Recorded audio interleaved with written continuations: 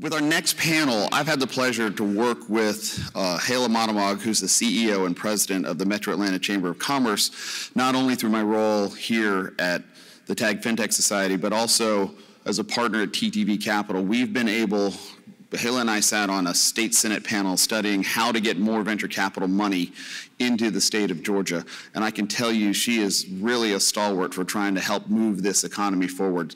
So with that, I'd like to introduce Hela Monomog. Hela?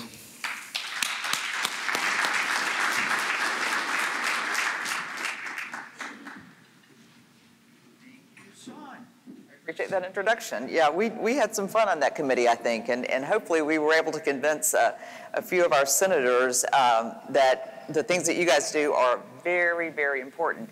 Okay, so I brought my mobile up here just in case I need to make a payment on stage. I'm going to try to stay focused on what we're doing, but I may have to buy something I don't know, while I'm up here. So anyway, okay, so I'm very excited to be here today because I am a champion for FinTech, and I'm very proud of FinTech Atlanta and what everybody's done, TAG, ATCP, Barry, First Data, everybody.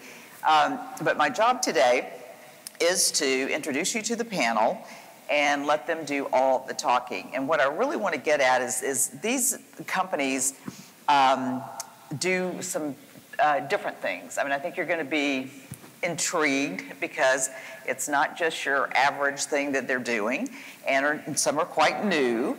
And I want to make sure that those of you who aren't from Atlanta really understand what Atlanta has to offer. The challenges, but the good stuff and that kind of thing. So we're going to kind of take it from there. And as I've already told them, no matter what I ask, they could just say whatever they think, whatever. The other thing I'm going to say before I sit down and join them and let them introduce themselves is I was at the Super Bowl.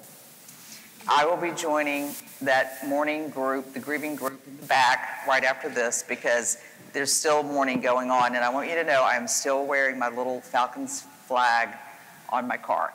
And I'm just going to wear it probably till it goes to shreds. So go Falcons, rise up. Okay. All right, first we're going to start with Laura Hodgkins. So tell us about your company. Okay. So my name's Laura Hodson. I'm president and CEO of NowCorp. And we have created a payment system that is going to change the way businesses that sell to other businesses and governments get paid, or is changing the way businesses get paid. Essentially, we started the company because of a problem that I experienced about 10 years ago. I had a manufacturing company that was growing leaps and bounds, and as we were selling to larger and larger companies, they were simply taking longer and longer to get paid. I actually realized that net 30 was just a suggestion. I should write net never on an invoice. It wouldn't change anything. And so as I was growing, I was actually growing to death. And I realized that more businesses grow out of business than go out of business. And so not surprisingly, everyone came to me and said, oh, well, you just have a working capital issue.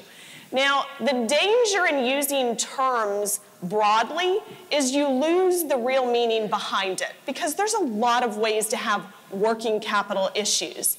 In my case, the working capital issue was because my customers were taking forever to pay. Essentially, every time I sent an invoice, I was making a free loan. And what I came to realize is that small businesses lend more than they ever borrow. They do it every day. And so I started to look at solutions. Unfortunately, for what my company was doing at the time, debt was not the right solution, because debt would be great if the proceeds of the loan were going into my own company. If I was going to borrow money perhaps for equipment or tooling or a facility, but to borrow money and give it to my customer for free made no sense to me. And so we created a payment system where if you are a business that sells to other businesses and governments and you'd like to get paid immediately, you simply put it on your Now account. You get paid immediately in a way that feels exactly like taking a credit card, even though a credit card was not offered. Tom? So, good morning. I'm Tom Bell. I'm CEO of Merchant eSolutions, and we're a small, what I call 17-year-old startup. And we're probably on our second round of that startup, if you will. We were founded in 2000 in the Bay Area, and Merchant eSolutions is named because if you think about what was going on in 2000, taking payments online was actually becoming a real option, you know, and Amazon and everybody was taking off. So the business was built really to support, you know, just that, helping businesses go from brick and mortar to online. The business then expanded, obviously, into other different channels. And in 2012, the company was bought by Cielo, which is the largest payment processor in Brazil and the 7th largest payment processor in the world.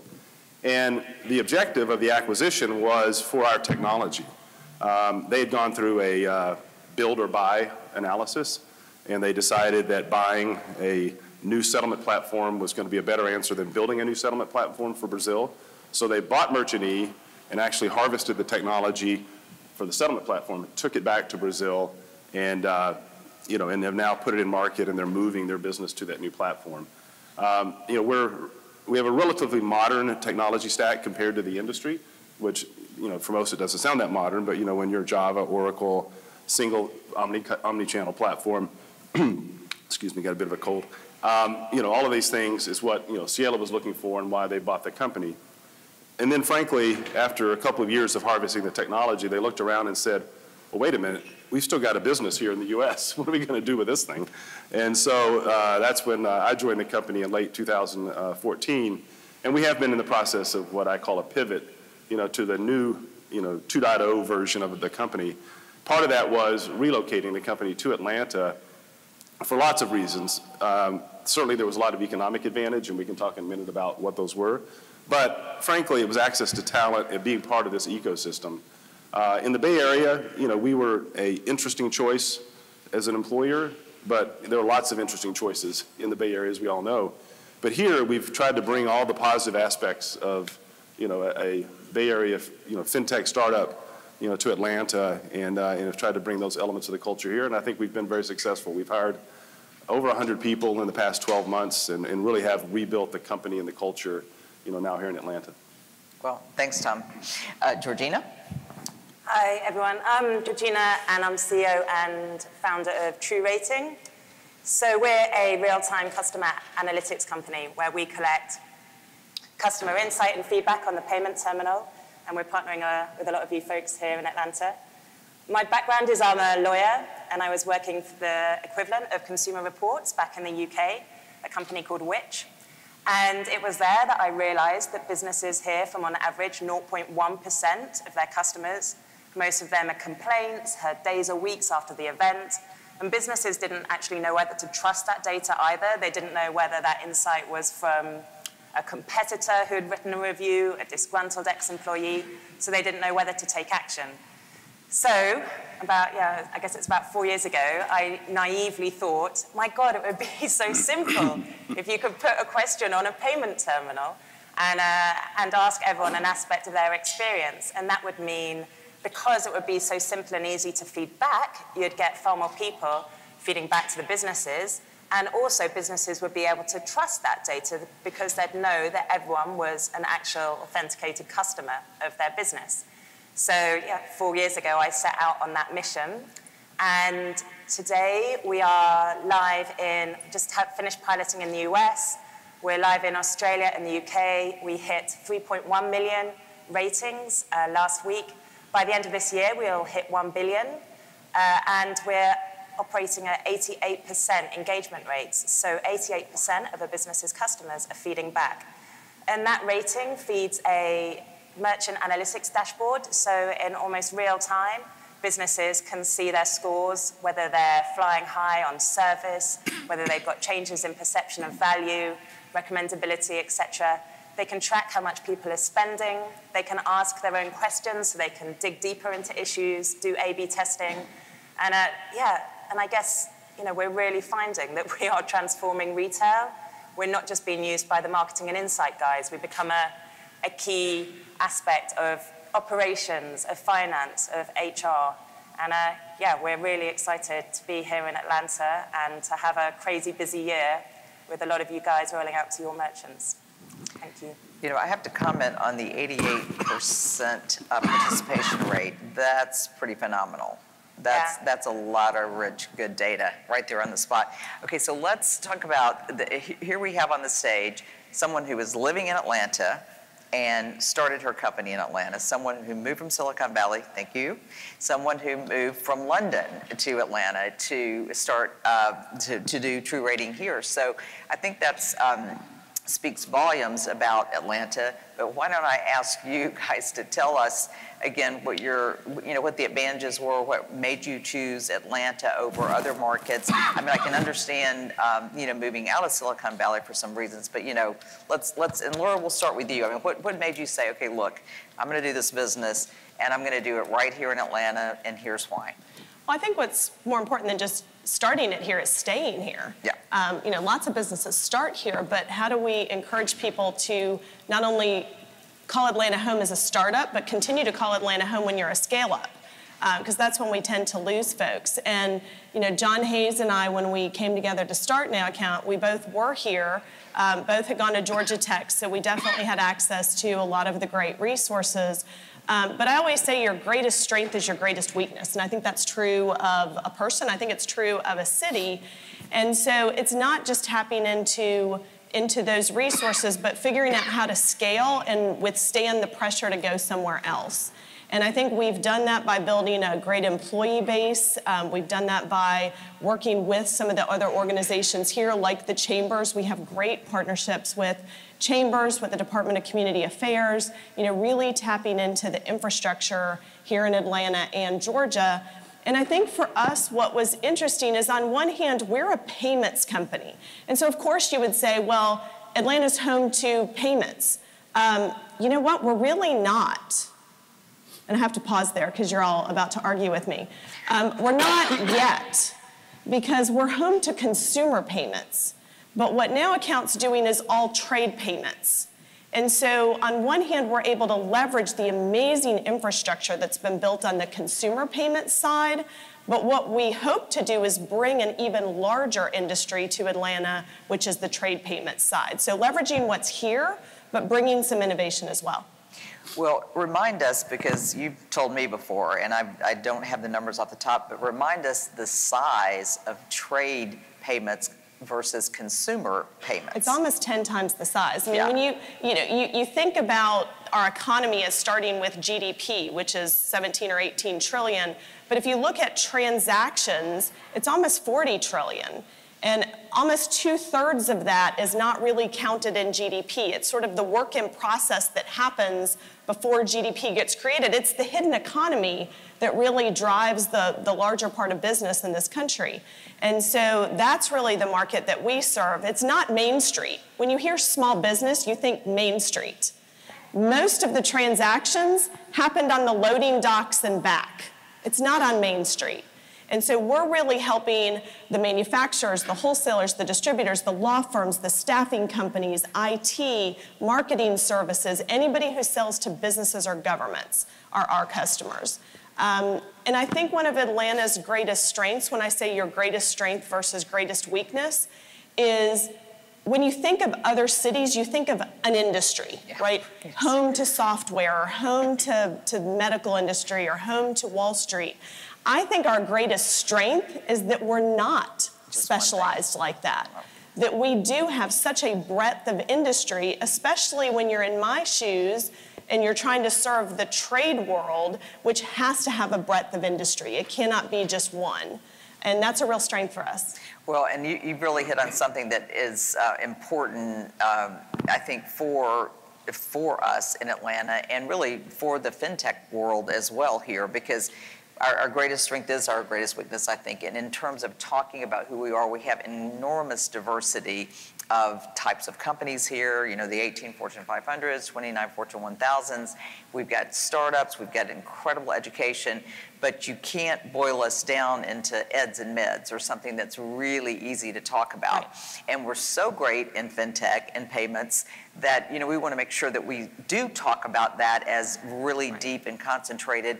But to your point, to add the trade to it as well as the consumer would just explode it and be big. Yeah. I've got to ask you one more question before we move on. So you said that we lose companies sometimes in the scaling stage.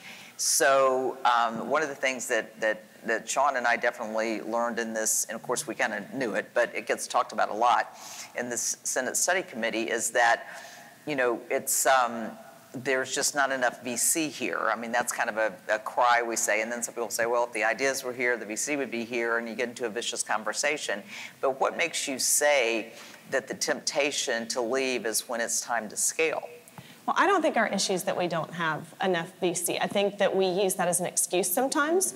We have not had trouble bringing capital into our company from any range Atlanta of different sources? Not just Atlanta. We have West Coast investors Right. as well. So, I mean, we've tapped into not only the Atlanta ecosystem, but the Boston ecosystem through Harvard, the West Coast ecosystem. I think when you have a great idea, finding capital is not that hard. And Atlanta's an amazing place for ideas. I mean, Atlanta is the city that has a mindset of nothing's impossible, right? I mean, we're crazy enough to think we can host the Olympics. We're crazy enough to do, Atlanta shouldn't even exist, but for the fact that the train ended here. And so Atlanta as a city is crazy about possibilities. That's a positive. I'll tell you something I heard recently, and I hope it upsets you as much as it upsets me, because it really ticked me off. I was talking to someone out of New York about the fact that we didn't have scale capital, that we had lots of capital to get ideas started, but when we started to scale, people left. And you know what that person said to me? They said that Atlanta had a reputation for entrepreneurs in Atlanta are happy with singles and doubles. Yes, that makes me crazy That as really well. upset me, because we're going to redefine home run here. Yeah. And I don't say that with any hesitation. I don't even say that with an uptick at the end like it's a question. I mean, we are going to redefine home run, and I think we have to have that not just that mentality and mindset, but we have to walk with that kind of confidence and swagger, and be proud that, yes, Atlanta is the home of this, and this is where you should be, and if you're not, you're the one that's missing out. Yeah, I totally agree with you that. I'm sure you guys have heard the expression, let's see, what do they call it? 2 Cadillacs and a lake house. Okay, has anybody heard this one? Okay, seriously, that reputation must go away because it's not true. Right here. And it really makes me crazy as well. And I for one, am signing up to dispel that because we've had excess. I mean, look at AirWatch. I mean, come on. I mean, it's on and on. Okay, so let's turn to Tom and tell us, again, you made the decision to move from Silicon Valley. Tell us why and why Atlanta, because I think we understand maybe why you moved, but why Atlanta per se, beyond the obvious of the payments? Well, maybe a little background on the why as well is, when we started having the discussion with Cielo about pivoting the company, if you will, and, it became clear that, kind of a new culture, new team, new energy was part of that solution. And, Atlanta was an obvious choice from the fintech perspective. And actually, probably the initial credit goes to the ATPC because they literally came recruiting even before I had arrived, to the company in the Bay Area, just selling Atlanta, selling, what was happening. And actually, the prior leadership signed on, as one of the initial board members for the ATPC, even before we had decided to move, which I thought was an interesting decision. So, but what was it? So in January of 2015, I had my initial meeting with, folks from the Metro Chamber, from the state, Georgia Power. I mean, this whole coalition of people come together and really swarm you with, in a positive way, with support and help, including, people from, staffing agencies, property management people. There were representatives from, all the people that you needed to make this happen at the table, because I've never moved a company before, and certainly have never gone and tried to get the governor or the mayor or others to provide incentives. I mean, this was all new, and there were all these people to help, and what was impressive to me was, despite what your politics are, despite which side of the line you're on, the state of Georgia and the city of Atlanta do a phenomenal job in attracting business. The governor, the mayor, the Metro Chamber, everybody is on the same point, the same message. The governor went to Brazil and met with the CEO of Cielo, and after he left, Romulo, the CEO, said to me, he goes, I'm getting more attention from Atlanta than I get from my own city, and then there are a number of people from Invest Atlanta. All these people had been to Brazil, come to work with us. and helped us put together this whole package of incentives and other things to make it really a very seamless and easy process. And so I got to tell you, like I said, I've never done this before. Maybe every state's this good, but I doubt it. Well, you know, I thank you, Tom, first of all, and I hope some of my people in the audience got that on a recording, because that was said very beautifully, and it's actually very, very true. And I do think we are top of the line in doing it. And I'll just say this to reiterate what Tom said. Economic development, if you do it right, is a team sport. And here is the beauty of Atlanta. We have the 4 groups you mentioned on that same team. It's definitely Invest Atlanta when it's going to be in the city limits. It's always the state of Georgia, the Georgia Economic Development Department, and that's the governor. And then it's always Georgia Power and Metro Atlanta Chamber. And we do come with one message. And, you know, we have people sometimes, even in our own markets, who are getting ready to expand and really grow jobs, but they don't know that they should raise their hand and get some incentives and get some help and that kind of thing. And we're very, very lucky in this market to have the governor and the mayor work closely together. As a matter of fact, I went with the mayor to Brazil for one of those trips. Didn't go with the governor, but with the mayor. So what you described is actually very true. And so, and we do kind of swarm around you, and our messages are clear, and there are dollars to be had, and especially with FinTech, because our governor is the one who declared that we were going to get the Board of Regents to do what they're doing. He's spoken to our FinTech Atlanta Council that many in this room are on. The mayor has come and sat with us. So we're serious about this with FinTech and really with all the businesses. But thank you for that. Well, so what I'd hope we could kind of renegotiate. Yeah. Because, you know, if Kevin Johnson's in the room. That's right. You know, Kevin, we've already passed our goals for 3 years in hiring, so there's got to be some kind of accelerator or something. There's a bonus. A bonus, yeah. Yeah, well, I'm just going to let the guys who actually have the dollars handle that. So anyway, hi, Kevin. Okay, so Georgina, this is even more exciting. You picked up from a different country, brought your family. You're the founder, you're the CEO, and you're in 3 countries, and you decided to live in Atlanta, Georgia. So tell us about that. Yeah, so we had our offices in London, Sydney, and Toronto. And, you know, we knew the US was a big play for us. So we went through the process of investigating in New York and San Francisco. Raleigh in the Golden Triangle was an option. And obviously, you know, we partner with payments companies to get our technology out there. So, you know, Atlanta was a natural choice in terms of that expertise. But it was also the draw of, you know, the airport. Yeah. In terms, you know, I spend a lot of my time on a plane, and 20 minutes to the airport, numerous flights a day to London, etc., was a big draw. And then, I got taken around Midtown again by many of the folks who came around from the chamber, etc., in our early days to give us the tour, one of the realtors. And I fell in love with the regeneration which they've done in that area. You know, we've been in Atlanta for 5 months now, 6 months, and we don't have a car. And yeah, we go around by our bike along the Beltline, and our office is just near Ponce, and we're near Quark Street, and it's, you know, it's an amazing quality of life. And the talent, I think our office space, $18 a square foot in Atlanta versus $80 in London.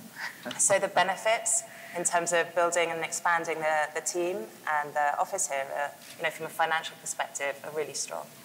Well, and you've hit on another thing that you know, we just definitely can say unequivocally. We have an incredibly low cost of living and high quality of living here. And so that's definitely an advantage. And the airport is something, you know, we talk about all the time. We always say, you know, within 2 hours, 80% of the population of the U.S. can be reached through our airport, and you know, gazillion flights a day and that kind of thing. So I think one thing we may not talk about as much as we should is that Georgia has an 81% effective tax rate.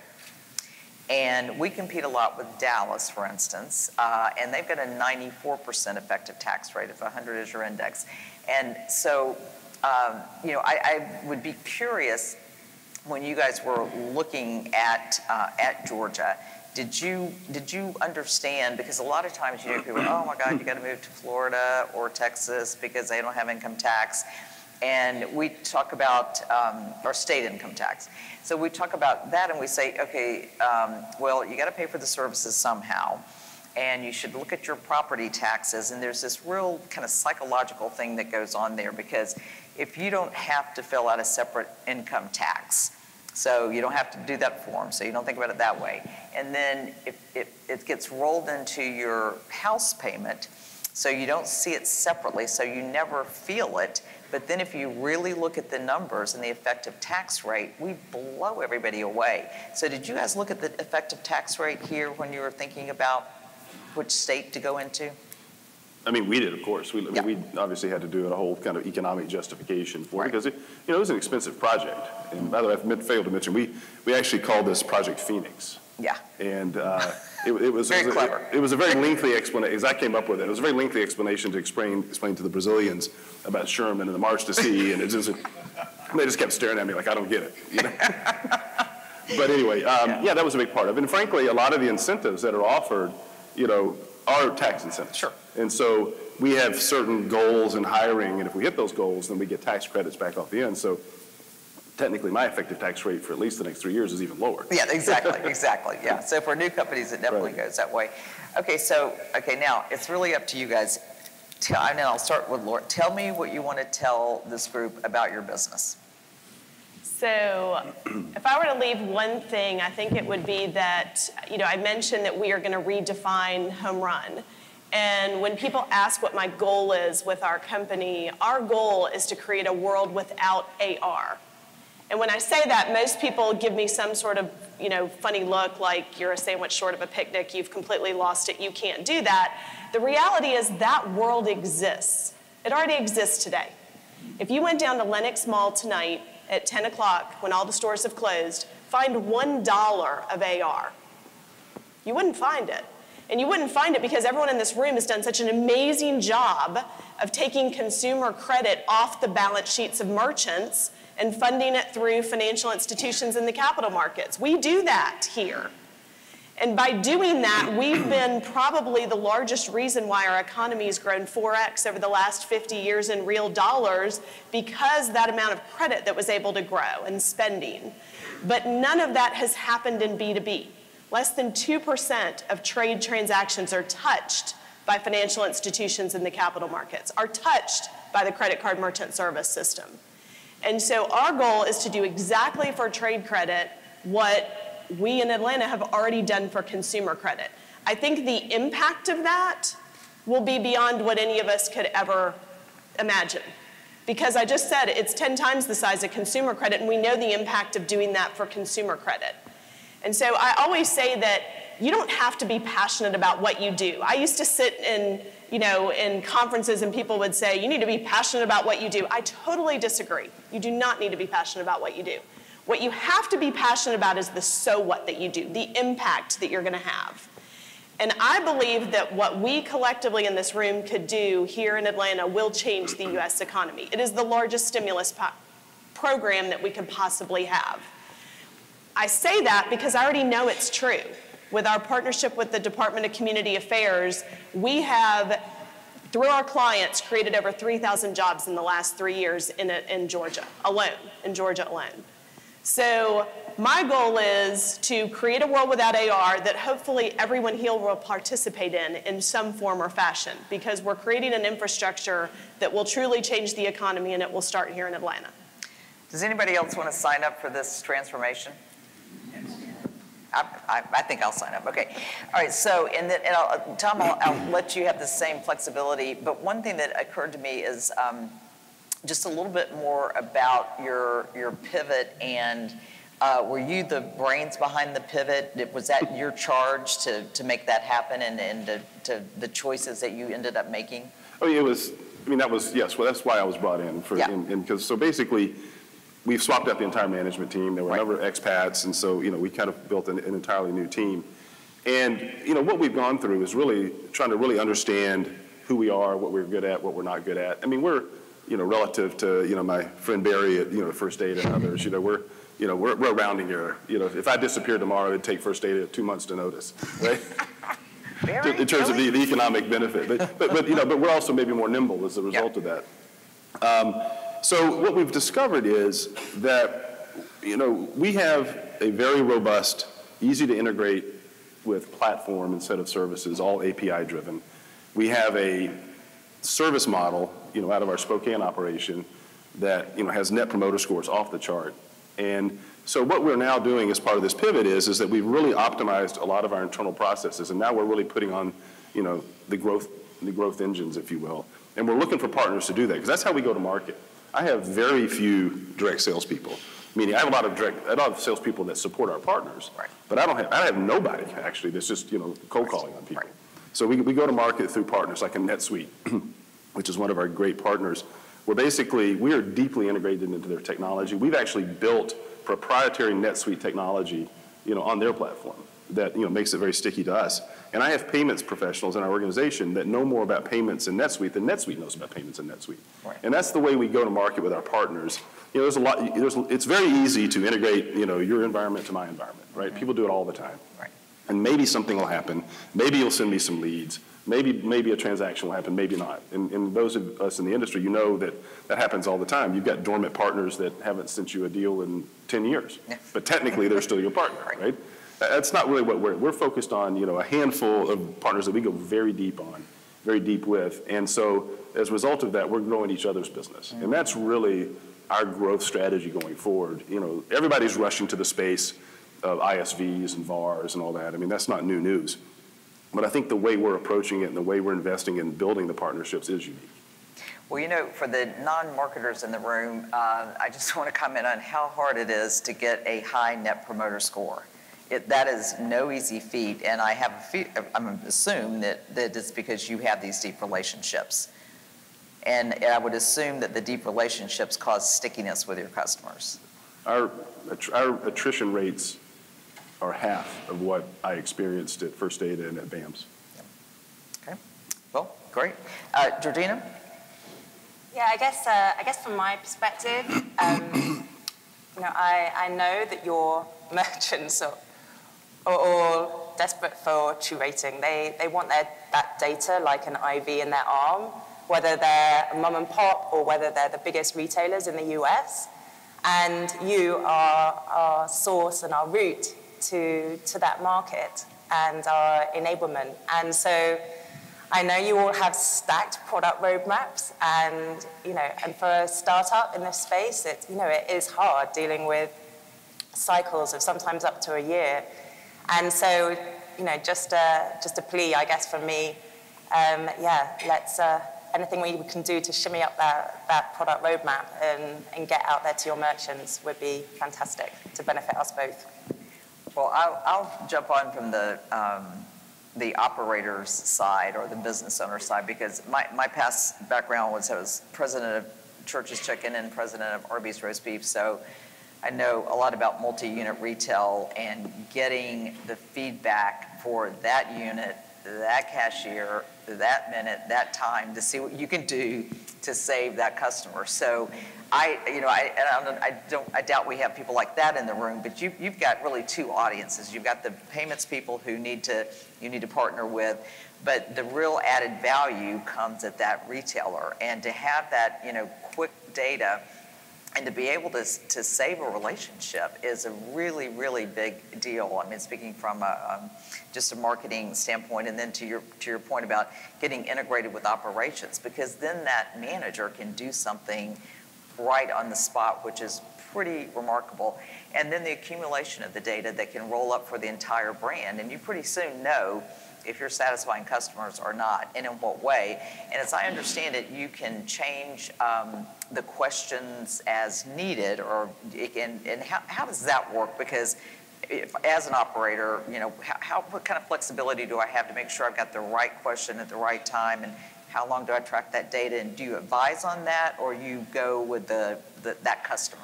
So each sector will have some core consistent questions, and we did that so they'd be able to benchmark against each other. Right. But then you can add your own questions into that rotation mix. Mm-hmm. And so, for example, if you're in your headquarters in Atlanta and you get an alert from us saying that your Arby's restaurant down in Philadelphia or wherever has fallen 30% in service that morning, then you can simply go onto your True Rating account dashboard online and say, okay, well, let's find out what the problem is. Please rate the queue time, or please rate the friendliness of the service. And so within that question will go onto that terminal almost within real time and get you that constant flood of robust data, so you can pick up the telephone and have a conversation with your Philadelphia manager and nip that problem in the bud before your reputation and revenue is affected. I can tell you what happened if it went down 30%. That meant 2 people on the shift didn't show up. So, yeah. So sometimes you can get the information, but you can't do a whole heck of a lot about it on the spot. But anyway, it's a good example of something very practical, I think, that a lot of operators are looking for. So let's just do a little round of closing thoughts on anything you want to say about anything. And why don't we mix it up a little bit? Tom, let's go with you first. Okay. I think in closing, one of the things, in the first panel group, with Guy and Barry, et cetera, we're talking about, the advantages of being here. And, since we've been here, we're experiencing all of that. It really is amazing. We chose, like True Rating, we chose a location that was, employee friendly. So there's actually 2 MARTA stations within walking distance of our office. And that was a key criteria, right? And all the other amenities and affordable housing that was nearby, all of which is true. In the Bay Area, we had people commuting, for what it costs you to live a mile from our office. To get that same affordability in the Bay Area, we had people traveling 2 hours. Right. I mean, it was no way to live. And so we're enjoying all of those things. And I think now with, the FinTech Task Force and the ATPC and all these groups kind of coming together and realizing that we've got to tell this story. I mean, that's the thing. The story's here. I mean, there's like 700 people here, I think, for this, for the TAG FinTech event. And I don't know if you'd find this in the Bay Area. I don't know if you'd find this in New York or all the other places that claim to be a FinTech hub. And so I think it's now, we've got to really start promoting. We've got to really start telling the story. And to your point, let's get a bit pissed off about this reputation in New York about that we're only singles and doubles. We're about tearing down the stadium with home runs. Exactly. Yeah. Very well said. I mean, excellent. Thank you. Okay, Georgina. Yeah, I guess it would be a thank you. Since I arrived here 5 months ago, we've just been adopted and taken under the arm of this FinTech community, and yeah, the help and the support and the networking has just, it's been phenomenal. And, I can honestly say that the rate of growth which we've got and the contracts which we've signed and the partnerships wouldn't have happened, I don't think, without, that real will for us to succeed and the doors which have been opened by many people in this room. So thank you, and to all of you. Thanks. I think there's 2 things. One thing that I learned just in listening to each other is it's ironic that all 3 of us go to market through partnerships. Mm-hmm. And that may be one of the reasons why Atlanta is such a great place for us. Just like Tom, we don't have a direct sales force. Mm-hmm. We leverage our partnerships with everyone from Coca-Cola, the U.S. Department of Transportation, the Chambers of Commerce, QuickBooks. And it's through a lot of partnerships here that we've gotten as far as we've gotten in such a short period of time, which I think is pretty amazing. But I would also say that make sure we don't fall into, earlier on I made the comment that when you broaden a term too much, you almost commoditize your own business. And I use the example of working capital. Everybody said you have a working capital issue. Well, I mean, that doesn't mean anything. It's got lots of meanings behind it. We need to make sure we don't do the same thing to FinTech, because it's becoming such an overused word, and there's a difference between FinTech and TechFin. There's lots of companies out there that are technology companies that happen to be using their technology in finance, but that's very different than finance companies that happen to be leveraging technology to deliver a financial product. And so I think one of the things we could do is take this aggregation of brain power that's here and really be thought leaders in pushing what FinTech is and what it does for the world, as opposed to just falling into the trap of reiterating a word that becomes so common that it means nothing anymore. Well, that's an excellent point. I think in the FinTech Atlanta Council that's been stood up by TAG and ATPC and the Metro Atlanta Chamber, and Barry's leading it from First Data. I mean, that is one of our charges, is to, and Tom mentioned as well, let's create that narrative. Let's use the right words that have meaning, because we want to promote, our market in that way. And we are unique, because sometimes people, do look at you crazy, like you're not the fintech capital, you're just the payments capital. And then you talk to someone like Equifax and various other groups, and it's like, no, it's more than that. But we do need to define it, and that's a marketing challenge I think that the group is actually working on. There's a promotion group, and I believe Trey Longren is running that. He's a brilliant marketer, so I think we'll get there. I want to make sure that I take an opportunity to thank TAG. Larry, I see you there. This is a wonderful event, and I really appreciate letting the Metro Atlanta Chamber be up here, and I really appreciate my three panelists, because this is the kind of stuff that gets me excited. These are youngish companies, and we need to stand together to help them just blow it out in this market, because what I'd like to be able to say, you can pick any time frame you want, it doesn't matter, that, we had this panel once, and the next thing you know, we had 3 home runs and tore down the house and the whole ballpark and transformed trade credits. So write that down. We'll get a few years, and then it will happen. So make it so.